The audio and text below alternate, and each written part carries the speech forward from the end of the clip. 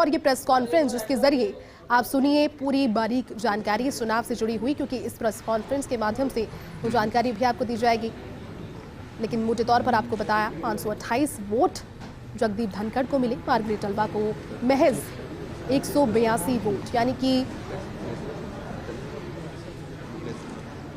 जादुई नंबर से, जीत के आंकड़े से काफी दूर मार्गरेट अल्वा। किसी करिश्मे की उम्मीद शायद कुछ हद तक की गई होगी, लेकिन सभी पर प्रहार करते हुए एनडीए के उपराष्ट्रपति पद के उम्मीदवार जगदीप धनखड़ अब बन चुके हैं देश के नए उपराष्ट्रपति।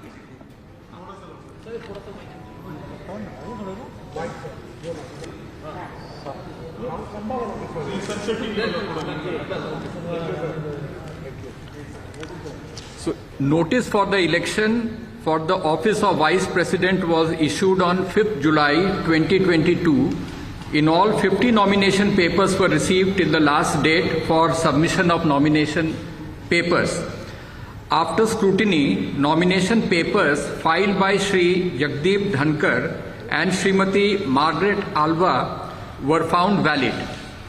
The polling for the 16th Vice Presidential Election 2022, which commenced at 10 a.m. today in the Parliament House, closed at 5 p.m.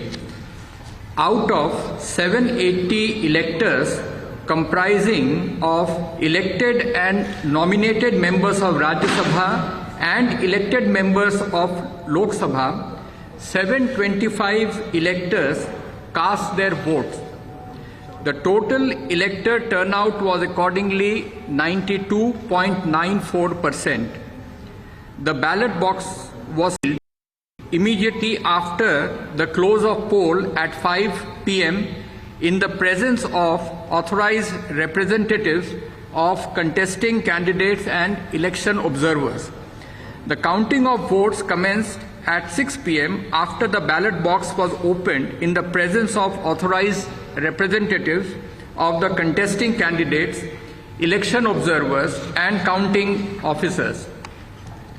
725 votes were polled, which was 92.94% of the total electorate. 710 votes were found valid and 15 votes were found to be invalid. Thus, the percentage of valid votes is 97.93%. The quota sufficient to get a candidate elected is determined by dividing the total number of first preference votes secured by both candidates by 2 and then adding 1 to the quotient. The quota necessary for being elected to the office of Vice President of India was determined to be 356 votes.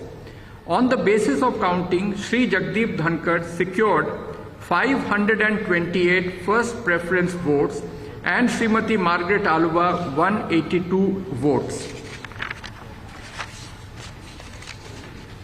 Therefore, in pursuance of the provisions contained in Section 11 of the Presidential and Vice Presidential Elections Act 31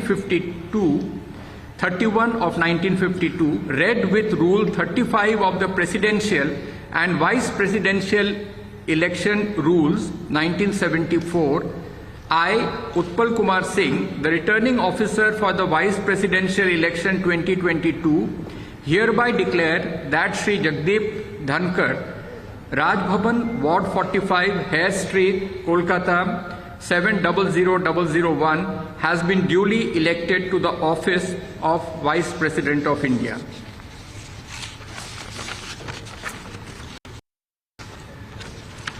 I will be forwarding to the Election Commission of India Form 7 under Rule 35(1)(c), which is the return of election to the office of the Vice President of India, and also a declaration of result of election under Section 11 of the Presidential and Vice Presidential Elections Act 1952, read with Rule 35 of the Presidential and Vice Presidential Election Rules 1974. Election Commission of India would then prepare the certification of the election of Shri Jagdeep Dhankar as the Vice President of India jointly signed by the Chief Election Commissioner of India, Shri Rajiv Kumar, and Election Commissioner, Shri Anup Chandra Pandey. Thank you. So you will go to election commission today? We will send all the necessary papers to the Election Commission immediately after. Thank you.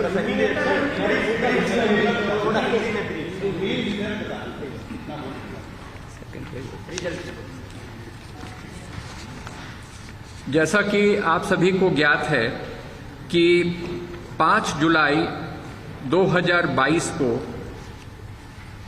उपराष्ट्रपति के चुनाव के संबंध में notice जारी किया गया था और तत्पश्चात 50 नामांकन पत्र हमें लास्ट डेट ऑफ सबमिशन तक प्राप्त हुए थे।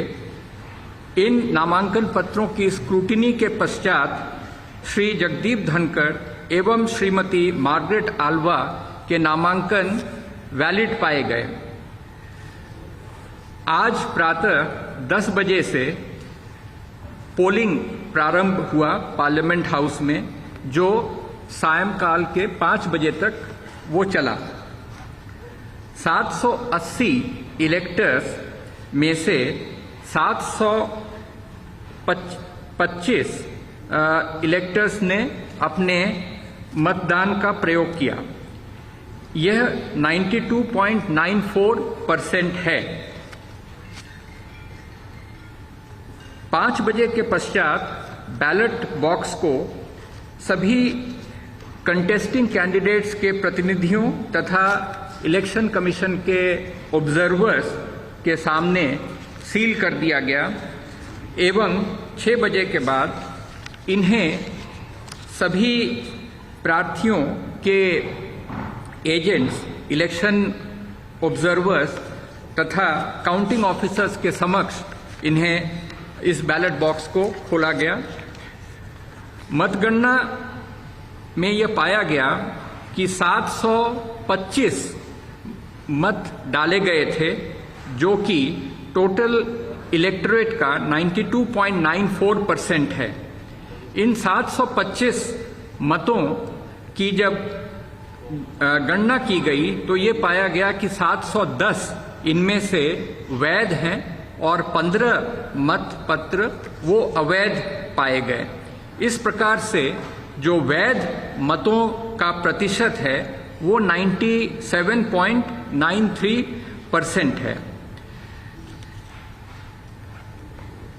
उपराष्ट्रपति के चुनाव के लिए जो कोटा आवश्यक होता है, वह कोटा इस चुनाव के लिए 356 निर्धारित किया गया था। इसमें यह पाया गया कि श्री जगदीप धनखड़ को 528 मत प्राप्त हुए हैं तथा श्रीमती मार्गरेट आल्वा को 182 मत प्राप्त हुए। राष्ट्रपतीय और उपराष्ट्रपतीय निर्वाचन नियम 1974 के नियम 35 के साथ पठित राष्ट्रपतीय और उपराष्ट्रपतीय निर्वाचन अधिनियम 1952 की धारा 11 में अंतर्विष्ट उपबंधों के अनुसरण में मैं उत्पल कुमार सिंह, रिटर्निंग ऑफिसर, उपराष्ट्रपतीय निर्वाचन 2022 एतद द्वारा घोषणा करता हूं कि Shri Jagdeep Dhankhar Raj Bhavan ward 45, Hare street, Kolkata 700001 Bharat के उपराष्ट्रपति पद के लिए सम्यक रूप से निर्वाचित हो गए हैं। इसके पश्चात फॉर्म 7 में आवश्यक प्रविष्टियों को करने के पश्चात इसे भारत निर्वाचन आयोग को जो अधिनियम है और जो नियम है उसके तहत प्रेषित कर दिया जाएगा और भारत निर्वाचन आयोग के द्वारा श्री जगदीप धनखड़ के सर्टिफिकेशन ऑफ इलेक्शन को मुख्य चुनाव आयुक्त श्री एवं चुनाव आयुक्त श्री अनूप चंद्र पांडे के संयुक्त हस्ताक्षर से वह जारी किया जाएगा। धन्यवाद।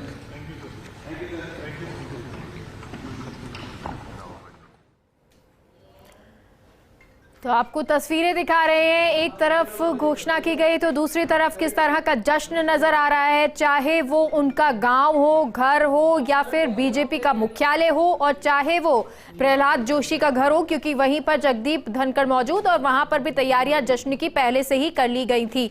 तो ये दिल्ली से आपको लाइव तस्वीरें दिखा रहे हैं जहां पर जश्न मनाते हुए बीजेपी के कार्यकर्ता, बीजेपी के लोग, बीजेपी के सांसद, बीजेपी के नेता नजर आ रहे हैं। तो उपराष्ट्रपति चुनाव के लिए 10 बजे से मतदान शुरू हुआ था, 5 बजे ये खत्म हो गया और इसके बाद 6 बजे वोटों की काउंटिंग शुरू हो गई थी और अब ये नतीजे घोषित हुए हैं।